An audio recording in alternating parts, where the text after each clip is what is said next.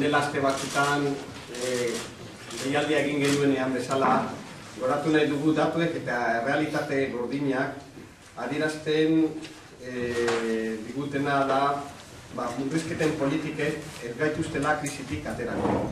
Aitzitik, urteetan borrokatu ostean lorturiko eskubideak suntsitu nahi dituztela. Instituzioek gastu soziala murriztea erabaki dute, gizarte zerbitzu publikoetarako aurrekontuak urrituz.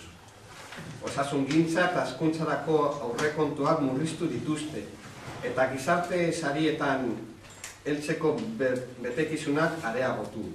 Hauek zenbatekoa ere murriztu egin dutelarik. Prestazio desberdin hauetarako jasotzaileak kriminalizatzen dira. Langabezian diren pertsonei euren egoeraren errudun egiten zaio. Eta gizartearen sektore zabalei osasun, etxebizitza, hezkuntza, elikadura eta bar bezalako funtsezko gizarte eskubideak ukatzen zaizkie. Bestaldetik, zerga bilketaren zama klase popularren bizkarretik eramaten da.